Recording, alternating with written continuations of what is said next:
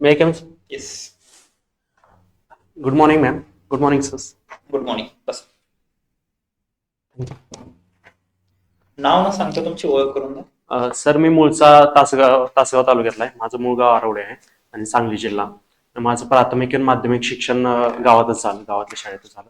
त्यानंतर माझं उच्च माध्यमिक शिक्षण तिथे म्हणजे हायस्कूल होतं गावात तिथेच झालं. त्यानंतर कॉलेजला फर्ग्युसन कॉलेज 11-12ला फर्ग्युसन कॉलेज पुणे येत होतो. त्यानंतर माझं degree BE mechanical Pune Sinhgad institute of technology and science इथे झालं. त्यानंतर मी माझी डिग्री 2015 मध्ये कंप्लीट झाली.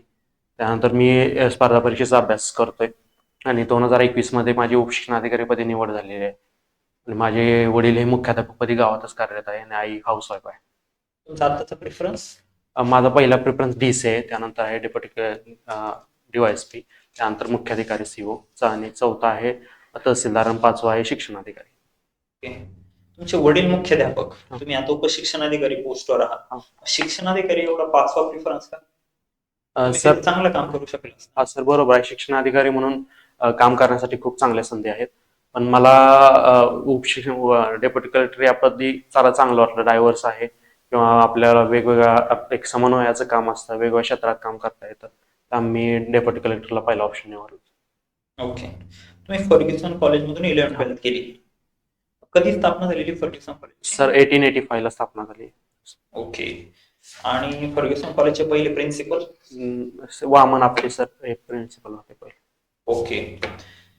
फर्ग्युसन हे नाव कोणावरून देण्यात आलेले आहे? सर जेम्स फर्ग्युसन हे मुंबई प्रांताचे गव्हर्नर होते, त्यांच्या नावावरून फर्ग्युसन हे नाव दिलेलं आहे. सध्या नामांतरण चाललेलं आहे जिल्ह्यांचं. आता हे फर्ग्युसन हे नाव एका ब्रिटिश अधिकाऱ्याचं नाव आहे. फर्ग्युसन कॉलेजचं नाव बदलावं का? सर मला वाटतं की नामांतराची काही गरज नाही. जर आपण क्वालिटी इम्प्रूव्ह करत असेल किंवा आपण आता जिल्ह्यांचं काही नाव चेंज झालं तिथे आपण चांगल्या सोयी निर्माण करू शकलो, हेच महत्वाचं आहे. लोकांसाठी आपण डेव्हलपमेंट एक आणू शकलो, ते महत्वाचं आहे नावापेक्षा. सर पण का ठेवावी ना अशी? आता माननीय आपले पंतप्रधान किंवा नॅशनल लेवलला पण आपण काय करतोय का, जी कोलोनियल लिगसी आहे ती आपण संपुष्टात आणतोय. दिल्लीमध्ये पण खूप नावं चेंज करण्यात आली रोडची, बिल्डिंगची. तसं फर्ग्युसनचं पण चेंज करूया ना. काय फरक पडणार? क्वालिटी एज्युकेशन तर ते देतात. सर म्हणजे त्याच्यापेक्षा आपला फोकस क्वालिटी एज्युकेशनवरच असायला पाहिजे. नाव चेंज करून तिथं काही फरक पडणार नाही असं मला वाटतं. ओके. आजचं वर्तमानपत्र वाचलं? नाही सर. ओके. आजच्या दिवसाचं इम्पॉर्टन्स काय? आज 16 डिसेंबर आहे. काय इम्पॉर्टन्स आहे आजचा? नाही माहित सर. इंदिरा गांधींचं मला क्रिटिकल अनालिसिस करून सांगा. सर इंदिरा गांधींचं काम म्हणजे त्या एक म्हणजे न बोलणारे व्यक्तिमत्व किंवा हे असं होतं पहिल्यांदा. त्यानंतर त्यांचा व्यक्तिमत्वामध्ये विकास होत होतो. त्यानंतर त्यांनी देश अशांततेच्या मार्गाने चालला होता, म्हणजे मोठ्या प्रमाणात त्यांना विरोध होत होता. तरी त्यांनी मोठ्या म्हणजे चांगल्या पद्धतीने देश सांभाळला. पण काही काळ जसं की इमर्जन्सी सिच्युएशन होती, त्यात ऑटोक्रॅटिक पद्धतीने काम केलं होतं त्यांनी. त्यानंतर त्यानंतर त्यात निवडून आल्यानंतर बऱ्यापैकी चांगल्या एक रोजगाराची योजना असतील किंवा महिलांसाठी चांगलं काम असेल, त्यानंतर एन्व्हायरमेंटसाठी काम असेल, या गोष्टी चांगल्या केल्या. ओके. त्यांचं कुठल्या देश निर्मितीसाठी योगदान होतं? हा सर, बांगलादेशच्या निर्मितीमध्ये त्यांचं मोठं योगदान होतं. आज काय इम्पॉर्टन्स आहे बांगलादेश निर्मितीचा? सर ते डेट नाही माहित मला सर. ओके. आज विजय दिवस म्हणून सेलिब्रेट करतो आपण.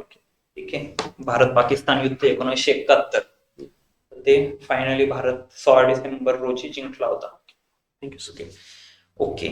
मला तुमचे काही स्ट्रेंथ सांगा. सर एक पॉझिटिव्ह अप्रोच म्हणू शकतो आणि कन्सिस्टन्सी माझ्यामध्ये चांगली आहे. ओके. मला महिलांचे 5 कायदे सांगा. सर हुंडा प्रतिबंध कायदा 1961 झालेला आहे. त्यानंतर वर्क प्लेसवर हॅरासमेंट थांबवण्यासाठी कायदा 2013 मध्ये झालेला आहे. त्यानंतर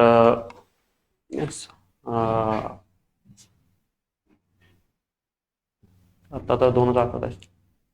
तुम्हाला महिलां रिलेटेड कायदे आठवत नाही याचा अर्थ तुम्ही महिलांप्रती असंवेदनशील नाही, आहात. असं काही नाही, पण ते आता आठवत नाही असं. ओके. बरं. काय येते प्रशासनात? सर एक एक डायव्हर्स फील्ड तुम्हाला भेटते, वेगवेगळ्या क्षेत्रात काम करायला भेटतं. त्याचबरोबर एक चॅलेंजिंग काम आहे. तुमचा पर्सनॅलिटी विकास करायचा असेल किंवा लोकांसाठी काहीतरी योगदान करायचं असेल, एक पेड सर्व्हिस म्हणून आपण याच्याकडे बघू शकतो. ओके. तुम्ही उपशिक्षणाधिकारी म्हणून कार्यरत आहात हा. कुठे आहात? वनामती सर येथे ट्रेनिंग चालू आहे. अच्छा. वनामतीचा फुल फॉर्म काय? Vasantrao Naik state agriculture extension management and training institute. वनामतीचे डायरेक्टर कोण आहेत सध्या? मिथाली सेती मॅम IAS या आहेत डायरेक्ट. आणि वनामतीचं बोधवाक्य सांगू शकता? राष्ट्रहित राष्ट्रहिताय कृषी संवर्धन.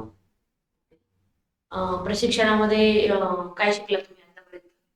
एकतर प्रथमतः आम्हाला सगळ्या केडरची मुलं आहेत किंवा जे तिथं प्रशिक्षणात येतात त्यांच्याबरोबर चांगली ओळख झाली. म्हणजे त्या क्षेत्रातलं काय काय काम असेल म्हणजे त्या लोकांशी आपण जर फील्डवर गेलो तर त्यांच्याशी चांगले इंटरॅक्ट करून आपण एखादी आपली समस्या सोडवू शकतो, ही सर्वात मोठी गोष्ट आहे. ह्या गोष्टी शिकलो. त्याबरोबर काही मॅनेजमेंटचे लेक्चर घेतले, जसं की एक टीम लीडर टीम कशी बिल्डअप करायची, या गोष्टी आपण ट्रेनिंगमध्ये शिकलो. त्याचबरोबर वेगवेगळ्या ऍक्टिव्हिटी झाल्या, स्पोर्ट्स कल्चर इव्हेंट झाले, त्यामध्ये पार्टिसिपेट होऊन लिडरशिप कशी डेव्हलप होते या गोष्टी चांगल्या प्रकारे शिकता आल्या. प्रशिक्षणामध्ये काय सुधारणा सुचवत तुम्ही? तर अजून मला मॅम वाटते की थोड्या फील्ड व्हिजिट ऑफिसच्या म्हणजे ज्या ऑफिस तुम्ही हे आहे तिथं आता थोड्या ठेवायला पाहिजे होत्या फील्ड व्हिजिट. अच्छा. तुम्ही उपशिक्षणाधिकारी आहात, ओके, आणि तुमचे वडील मुख्याध्यापक आहेत. तर या दोन कामांचे म्हणजे दोघं कामांचा काय रोल आहे सांगू शकता? मॅम उपशिक्षणाधिकारी म्हणून आपण शालेय गुणवत्ता असेल, प्राथमिक माध्यमिक शाळांमधली गुणवत्ता वाढवण्यासाठी भर दिला जातो. त्याचबरोबर शाळेच्या मान्यता आहेत, मान्यतासाठी आपण प्रयत्न करता येतो किंवा आपल्याकडे मान्यताचे अर्ज येतात त्याची छाननी करता येते आपल्याला. त्याबरोबर शासनाची काही योजना आहेत त्या इम्प्लिमेंट करण्यासाठी आपल्याकडे असतात. आणि मुख्याध्यापक म्हणून शाळेची पूर्ण जबाबदारी आपल्याला सांभाळावी लागते. शाळेचं म्हणजे गुणवत्ता कशी राहते किंवा शाळेचं योग्य नियोजन होतंय की नाही, या सर्व गोष्टी मुख्याध्यापक म्हणून सांभाळाव्या लागतात. अच्छा. तुम्ही उपशिक्षणाधिकारी झालात आता. तुम्ही म्हटले की तुमच्या कार्यामध्ये शाळेची गुणवत्ता वाढणे हे काम आहे. तुम्ही काय प्रयत्न कराल शाळेची गुणवत्ता वाढावी यासाठी? मी आता फिनिश एज्युकेशन मॉडेल विषय ऐकलाय. त्यामध्ये आपला आतापर्यंतचा भर असा राहिला होता शिक्षणात की ठराविक सिलेबस कम्प्लीट करणे या गोष्टीवर असा भर होता. पण लर्निंग आउटकमवरती फिनिश मॉडेलनं भर दिलेला आहे. तर त्या गोष्टी वाढवण्यावर माझा भर राहील. त्याचबरोबर आपण कला असेल किंवा स्पोर्ट्स असेल किंवा आनंदायी शिक्षणामुळे शिक्षण कसं देता येईल मुलांना या गोष्टीत भर राहील. मराठी शाळांचा दर्जा दिवसेंदिवस खालवतोय असं आपण पेपरमध्ये वाचतो. मराठी शाळांच्या दर्जावर्धनासाठी तुम्ही काय कराल? मराठी शाळेच्या दर्जा इम्प्रूव्ह करण्यासाठी मला वाटतं एक इन्फ्रास्ट्रक्चर पण चांगलं होणं गरजेचं आहे. इन्फ्रास्ट्रक्चरसाठी प्रयत्न करायला आवश्यक आहे. त्याचबरोबर एक इंटरॅक्टिव्ह म्हणजे मुलांच्या कलेनं जसं शिक्षण देता येईल कशा पद्धतीनं त्या गोष्टी पाहणं गरजेचं आहे. त्याचबरोबर म्हणजे पालकांनाही मराठी शिक्षणाची गरज म्हणजे त्या मुलांना कन्सेप्च्युअल गोष्टी मराठी भाषेतून कशा पद्धतीने समजतात या गोष्टी पालकांसह समजावून मराठी शाळांकडे त्यांचा ओघ वाढवण्याचा प्रयत्न केला पाहिजे. अच्छा. सिंहगड कॉलेजला तुम्ही होते. हा. सिंहगडची लढाई कोणत्या वर्षी झाली? 1670 साली कोणामध्ये झाली? मराठी आणि मुघलांच्या मध्ये लढाई झाली. त्यामध्ये मराठ्यांचे सेनापती तानाजी मालुसरे होते आणि उदयभान राठोड हे मुघलांचे सेनापती होते. अच्छा. पुण्याच्या आसपासचे 5 गड सांगा. राजगड, तोरणा, त्यानंतर सिंहगड, त्यानंतर पुरंदर किल्ला आहे, त्यानंतर लोहगड आहे. सांगलीचे तुम्ही आहात. सांगलीचे 5 राजकीय व्यक्ती राजकीय योगदान दिलेले. वसंतदादा पाटील हे महाराष्ट्राचे मुख्यमंत्री राहिले ते आहेत. नंतर यशवंतराव चव्हाणांचं मूळ गाव सुद्धा सांगलीच आहे. त्यानंतर RR पाटील आहेत, जयंत पाटील आहेत आणि मदर पाटील सांगलीचेच आहेत. माठामधलं पाणी थंड कसं होतंय? माठामधल्या पाण्याचं सर एक थर्मोडायनेमिक प्रोसेस आहे ज्यामध्ये आपण माठाच्या बाहेरच्या लेअरमध्ये म्हणजे पाणी पाझरत येतं आणि तिथं इव्हॅपोरेशन होतं आणि आतली हीट म्हणजे माठातल्या पाण्याची हीट ते बाहेर इव्हॅपोरेशनमुळे बाहेर फेकली जाते. त्यामुळे माठातलं पाणी थंड मी राहतं. समजा या ग्लासला बाहेरून ओलं केलं एक्सटर्नली, हा. त्या वाफेचं इव्हॅपोरेशन झालं तर आतलं पाणी आतलं पाणी जर इव्हॅपोरेशन झालं तर थंड होईल कारण आपण स्टीलचा असेल पिंप, त्याला आपण कापड गुंडाळलं तर तिथे सुद्धा पाणी थंड होतं. पण माठातली प्रोसेस नॅचरल आहे आणि कंटिन्यू फ्लो होत राहतो, त्यामुळे माठातलं पाणी जास्त थंड राहतं. एअर कंडिशनर जो असतो तो कसा? एअर कंडिशनरमध्ये आतली म्हणजे इनडोअरची हीट बाहेर फेकली जाते. त्यामध्ये आपण एक त्यात एक हे असतं म्हणजे वर्किंग लिक्विड असतं. त्याचा वापर पहिल्यांदा त्याला प्रेशराईज केलं जातं. प्रेशराईज केल्यानंतर त्यानं आणि इव्हॅपोरेट म्हणजे एका हॉलमध्ये जे इव्हॅपोरेटर सिस्टीम असते त्या सिस्टीममध्ये त्या लिक्विडचं इव्हॅपोरेशन होतं. त्या प्रोसेसमध्ये आतली इंटरनल हीट आहे ती बाहेर काढली जाते आणि बाहेर हे जे बाहेरच्या साईडला जे हे असतं इक्विपमेंट त्यामधून ती हीट बाहेर फेकली जाते. समजा माझ्याकडे एक एअर कंडिशनर आहे आणि एक कूलर आहे. हा. तो मला एका मुंबईच्या आणि नागपूरच्या लोकांना पाठवायचा आहे. तर मुंबईच्या लोकांना काय पाठवू? एअर कंडिशनर पाठवू का वॉटर कूलर पाठवू? मला वाटतं वॉटर कूल्ड एअर सिस्टीम पाठवू का एअर कंडिशनर?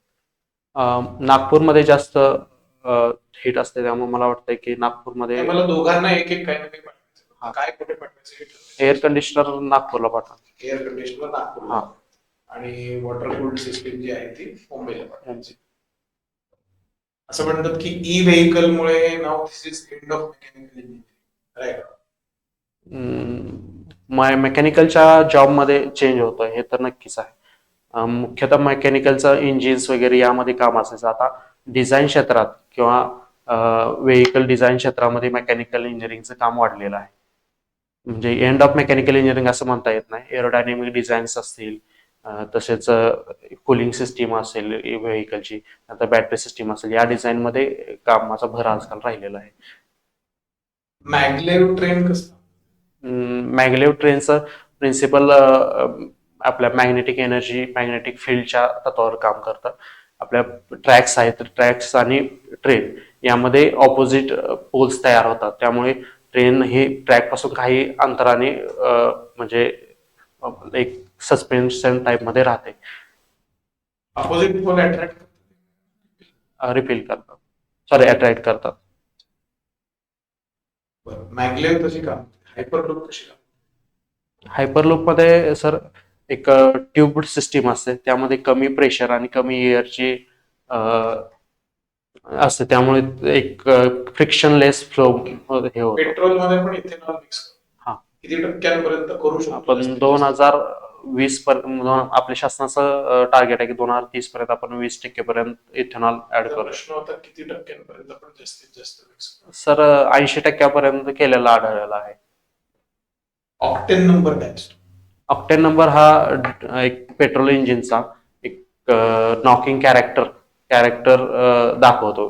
जर ऑक्टेन नंबर जर चांगला असेल तर नॉकिंग कमी होतं. नॉकिंग म्हणजे की इंजिनमध्ये जे वेगवेगळ्या प्रकारचे आवाज येतात, म्हणजे इंजिनचं हे कंबशन आहे, त्यामुळे प्रोसेस जर व्यवस्थित होत असेल तर नॉकिंग होणार नाही. ऑक्टेन नंबर जर चांगला असेल, इंजिनचा असतो का फ्युलचा? फ्युएलचा ऑक्टेन नंबर असतो. तुमची हॉबी काय आहे? ट्रेकिंग माझी हॉबी.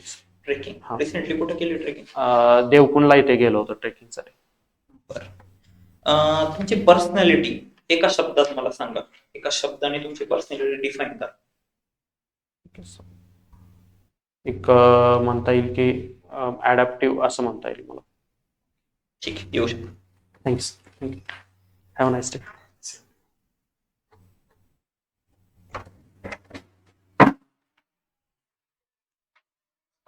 रमेश सर, कसं वाटलं सर? बऱ्याच गोष्टी प्रिपेअर नव्हत्या. छान दिला तुम्ही इंटरव्ह्यू. फक्त आपला कधी इंटरव्ह्यू? 5 जानेवारी. तिकडे वेळ पण नाही. कुठं अजून मॉक दिले होते का? मॉक नाही दिली कुठं. ओके. फक्त काय होतंय, उत्तर तुमचे छान येत आहे. स्टार्टिंग तुमची खूप भारी भारी झाली. सरांच्या प्रश्नांच्या वेळी तुम्ही स्ट्रेस मध्ये आले सारखे वाटले. तिथं आपल्याला थोडासा व्हिडिओ बघितल्यानंतर हे कळेल. म्हणजे कंटेंट आहे, कीवर्ड छान येत आहेत, कीवर्ड पण चेहऱ्यावर स्ट्रेस जाणवतोय.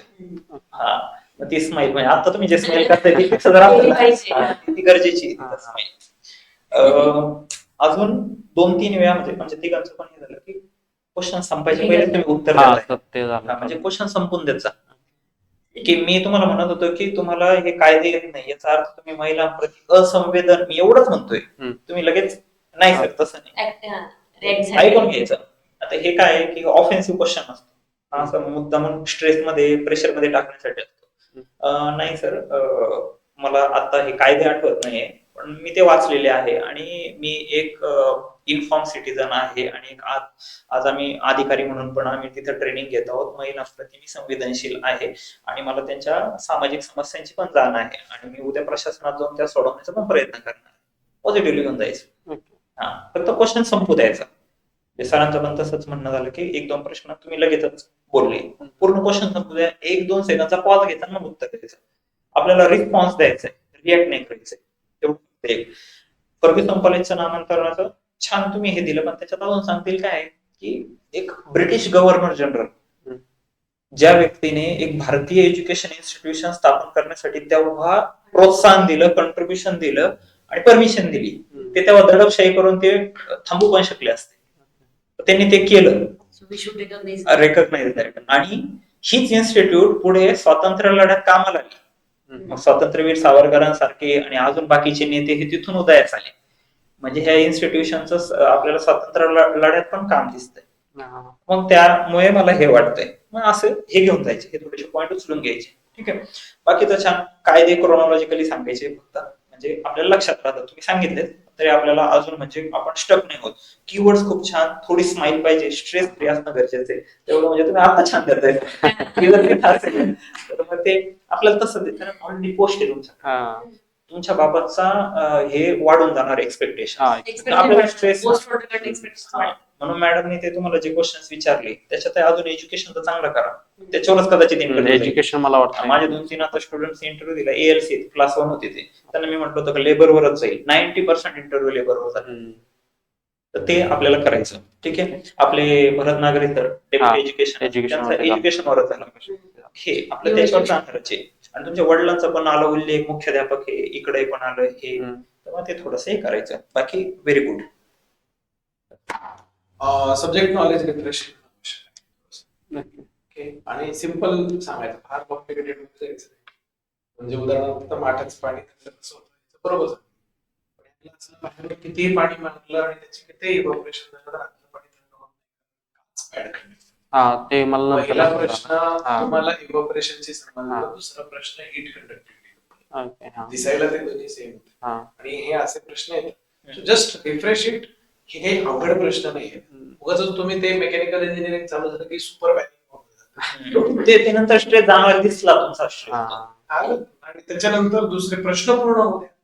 म्हणजे उदाहरणार्थ तुम्हाला दोन्ही माहिती होतं, इथेनॉल आता किती अलाउड आहे ही माहिती होतं, मॅक्सिमम किती टाकलं गेलेलं आहे आतापर्यंत तेही माहिती होतं. उत्तर तर मी विचारलं फक्त मॅक्सिममच होतं, अलाउड वाला विचारलं आतापर्यंत किती टाकलं ते अलाउड कोणतं विचारलंच नव्हतं. थोडस तसं का. ओके, त्याच्यानंतर मुंबई आणि नागपूरमध्ये एसी आणि वॉटर कूल्ड एअर सिस्टीम ही जी आहे मिक्स केली. नागपूर ड्राय एरिया आहे, ते एसी काम नाही करत. मुंबई ह्युमिड एरिया आहे, तिथे एसी काम करतो. नागपूर ड्राय असल्यामुळे तिथे वॉटर कूल्ड कूलर खूप छान. सो हे तुम्हाला तिथे सांगता यायला लागेल, कारण अशा प्रकारचे प्रश्न विचारले जातात. ओके, त्याच्यानंतर octane number is very good, पण बोलता बोलता व्हिडिओ मध्ये बघा आधी तुम्ही सांगितलं की तो इंजिनचा नंबर असतो, म्हणून मी तुम्हाला परत विचारलं की इंजिन असतं का फ्युल असतं. It is fuel. Okay, but सांगताना तुम्ही करेक्ट सांगितलं. बाकी जे मी विचारले नाही तशामध्ये तुम्हाला पेट्रोलच्या गाडीत डिझेल का टाकते किंवा डिझेलच्या गाडीत पेट्रोल का, असे सोपे प्रश्न असतात. Okay, you can use those. मॅग्लेमचं तुम्ही करेक्ट सांगितलं. बोलता परत तुम्हाला माहिती होतं की 2 सेम पोल असतात. व्हिडिओ मध्ये नंतर बघा, सुरुवातीला तुम्ही म्हणाला की अपोजिट पोल क्रिएट झाले तर मी परत तुम्हाला विचारून. ओके, म्हणजे तुम्हाला पण नॉलेज आहे, बट थोडी घाई होती ना, थांबून घ्यायचं. म्हणजे तुम्ही आत्ता इथून निघताना डोक्यामध्ये फिक्स करा की मला तर नॉलेज आहे, उगाच. सो आत्ताच्या आत्ता बाहेर निघताना तुम्ही तो कॉन्फिडन्स बाळगा, मला नॉलेज आहे, मला जेवढं सगळं येते. ओके, आन्सर तुमची चांगली आहे, पण त्याला ऑर्गनाइज करा. म्हणजे सरांनी इंदिरा गांधींचं विचारलं ना, तुमच्याकडे इतके छान पॉईंट होते, पण ते मिक्स क्रिटिकल अनालिसिस मध्ये काय सांगायचं, पॉझिटिव्ह पण निगेटिव्ह. बरोबर, तुम्ही ते पॉझिटिव्ह पण सांगितलं, निगेटिव्ह पण सांगितलं, पण त्याला स्ट्रक्चर करून सांगितलं. म्हणजे जे डिफरन्सिएशन आम्हाला लक्ष देऊन ऐकावं लागत होतं ना, तुम्हीच आधी जर त्यांनी केलेल्या चांगल्या कामांमध्ये आपण हे सांगू शकतो किंवा काही ठिकाणी ज्याबद्दल त्यांच्या याच्यावर शंका उपस्थित केली त्याच्यामध्ये इमर्जन्सी आला पाहिजे ना उल्लेख तिथे. तुम्ही शब्द पण वापरला की थोडं ऑटोक्रेटिक त्या पद्धतीने त्यांनी काम केलं. सो कीवर्ड चांगले होते, त्याला तुम्ही स्वतः डिफरन्शिएट करून सांगा जेणेकरून आम्हाला स्वतः लक्ष देऊन ऐकावं लागणार नाही की नक्की बरोबर सांगतोय की ते उत्तर. किंवा तुम्ही जे म्हटले की त्यांच्या आधी मितभाषी होत्या असं तुम्हाला म्हणायचं होतं, त्या कमी बोलणाऱ्या होत्या. शब्दांची निवड थोडी तुम्हाला वेळ म्हणून सांगते चांगली करायची. त्यांचं एका शब्दात सांगताय गुंगे गुडिया टू आणले राईट, असं हे वापरता येऊ शकतं. काही ठिकाणी तुम्ही हे होत आहे म्हणजे ऑफेंड झाल्यासारखं दिसतंय की एका ठिकाणी काहीतरी होतं की गरज नाही याची करण्याची, नामांतर करण्याची, तेवढ्या गरज नाही. थोडं माइंड सर मला तसं त्याची गरज वाटत नाही, म्हणजे गरज नाही आणि सर मला त्याची गरज वाटत नाही. तो डिफरन्स आहे ना माइंड करण्याचा, त्याच्यामध्ये ते थोडं जस्टिफाय होतं. कारण एखाद्या व्यक्तीला वाटत असतं की करावं नामांतर, त्यामुळे ते थोडंसं माइंड होतं की हा व्यक्ती बॅलन्स्ड आहे. आणि याचे काय होते घाईमुळे होते. ओके, किंवा तुम्हाला पहिले प्राचार्य विचारले, तुम्ही नाव सांगितलं, काहीतरी त्यांना माननीय सर सॅल्युटेशन आले पाहिजे. मॅडमनी राजकीय पण तुम्हाला सांगलीची विचारले, तुम्ही डायरेक्ट RR पाटील असे नाव घेतले, सर माननीय स्वर्गीय असे थोडेसे थोडी काही होते म्हणून बाकी काही म्हणजे आहे. आता हे का बरं हे पॉझिटिव्हली घ्या फक्त हे सजेशन आपल्याला अजून, कारण तुम्हाला लूज करायला काहीच नाही. आपले 200 मार्क्स एवढे आहे का तुमचा ऍव्हरेज जरी झालं तरी तुम्हाला रिझल्ट गोष्ट मिळणार आहे. पण आपल्याला रँकिंग मध्ये पण पुढे जायचंय आणि कुठेही पण असं लॅकुना ठेवायचं नाही का बाबा ह्या चुकीमुळे आपल्या इकडे तिकडे झाले. सो आपल्याला बेस्ट द्यायचंय. आवाजचा टोन थोडा वाढवला तरी चालेल असं वाटतं मला. आणि थोडीशी सर मॅमची गडबड होते. मला खूप वेळा सर झालं ते पहिलाच मौके तर होईल, पण मग ते करायचं. आणि आता तुम्ही ऑफिसर झाले त्याच्यामुळे तुमच्याकडनं एक्सपेक्टेड नाही त्यांना. आज नॉर्मल स्पॅरेंट असतं तर ठीक आहे बाबा, होते गडबड. आता तुम्ही ऑलरेडी ऑफिसर आहात, तुमच्याकडे तुमच्यासोबत फिमेल कलिग्स पण असतात, तुम्हाला एवढं प्रॅक्टिस झालेली असेल सर मॅडम करण्याची. आणि तो कॉन्फिडन्स दिसू द्या की ऑलरेडी युअर ऑफिसर. ठीक आहे, ते विचारणार किंवा कधी कधी विचारत पण नाही की तुम्ही काय करताय किंवा काय नाही. आता तुमचा गॅप दिसतोय म्हणून येईल तो प्रश्न, आपल्याला सांगायला चान्स म्हणून एज्युकेशन वर तर जाईलच. सरांनी छान प्रश्न विचारले तर त्याची चांगली तयारी करून घ्या. ठीक आहे, तुम्ही बीएड ठेवणार आहे? नाही, तेच मी म्हणणार होतो की ते काही असं ठेवू नका, कारण ऑलरेडी छान पर्सनॅलिटी आपली ती बेस तशीच घेऊन जायची. ठीक आहे, चलो ऑल द बेस्ट. थँक्यू. आपण एज्युकेशनच्या चोरातून बोलूया. 5-1 लाईन मुंबईला. 5 त्या तारखेचं महत्व आताच 4ला मला वाटतं, सॉरी 3ला असतं. ते थोडंसं पुढचं Education. मागचं ते करून घ्यायचं. सावित्रीबाईंचं एज्युकेशन ज्योतिबा फुलेंचं योगदान. प्रॉपरली करून बोलूया. दिल्लीला आहे की दिल्ली येणार बोलून आपण. चलो, yes, all the best. All the best. या आमच्या केडरमध्ये. वॉशरूमला